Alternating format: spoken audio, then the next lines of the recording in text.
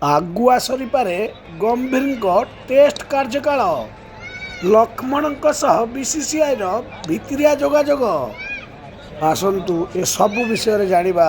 ଚ୍ୟାନେଲକୁ ଲାଇକ୍ କରିବେ, ସବସ୍କ୍ରାଇବ୍ କରିବେ, ନୂଆ ଆସିଥିଲେ ବେଲ୍ ଆଇକନ୍ଟିକୁ ବଜାଇ ଦେବେ, କମେଣ୍ଟ ମଧ୍ୟ କରିବେ।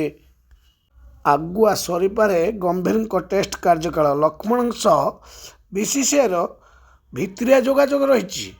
କ'ଣ ପାଇଁ ଗମ୍ଭୀରଙ୍କ ପଦ ଯିବାର ସମ୍ଭାବନା ଅଛି, ଏହା ଉପରେ ଆପଣଙ୍କୁ ମୁଁ ବୁଝାଉଛି। ଦକ୍ଷିଣ ଆଫ୍ରିକା ବିପକ୍ଷରେ ଘରୋଇ ଟେଷ୍ଟ ଶୃଙ୍ଖଳା 0-2ରେ ହାରିବା, ନ୍ୟୁଜିଲାଣ୍ଡ ବିପକ୍ଷରେ ଟେଷ୍ଟ ମ୍ୟାଚ୍ ହାରିବା ଘରୋଇ ପରିବେଶରେ, ଅଷ୍ଟ୍ରେଲିଆ ବିପକ୍ଷରେ ବି ଟେଷ୍ଟ ମ୍ୟାଚ୍ ହାରିଥିଲେ। ଇଂଲଣ୍ଡ ବିପକ୍ଷରେ ଏତେଟା ସୁନ୍ଦର ପ୍ରଦର୍ଶନ ଭାରତୀୟ ଦଳ କରିପାରିନଥିଲା। ଏସବୁ କଥାକୁ ଲକ୍ଷ୍ୟ କରି ଟେଷ୍ଟ କ୍ରିକେଟରୁ ଗମ୍ଭୀରଙ୍କୁ ହଟାଇବା ପାଇଁ ଚେଷ୍ଟା କରିଛି ବିସିସିଆଇ। ଭିତରେ ଲକ୍ଷ୍ମଣଙ୍କ ସହ ଯୋଗାଯୋଗ କରୁଛି। ଭିଭିଏସ୍ ଲକ୍ଷ୍ମଣ ଯଦି ସଂକେତ ଦିଅନ୍ତି ତାହେଲେ ଗମ୍ଭୀରଙ୍କ ଏହି ଟେଷ୍ଟ କ୍ରିକେଟରୁ ଏହି ପଦଟି ତାଙ୍କର ଚାଲିଯିବ। ଦିନିକିଆ ଓ ଟି20 ଫର୍ମାଟରେ ଗମ୍ଭୀରଙ୍କର ପ୍ରଦର୍ଶନ ଭଲ ଅଛି। ସେଥିପାଇଁ ସେଇ ଫର୍ମାଟରେ ସେ କୋଚ୍ ରହିବେ। ଟେଷ୍ଟରେ ଲକ୍ଷ୍ମଣଙ୍କୁ ସ୍ଥାନ ମିଳିପାରେ। ଭାରତ ପାଖରେ ଆଇସିସିର 8ଟି ଶୀର୍ଷ ମାନ୍ୟତା ରହିଛି।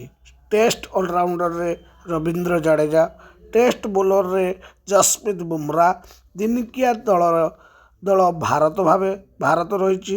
ଦିନିକିଆ ବ୍ୟାଟର ରୋହିତ ଶର୍ମା, ଟି20 ଦଳ ଭାରତ ବି ଶୀର୍ଷରେ ଅଛି।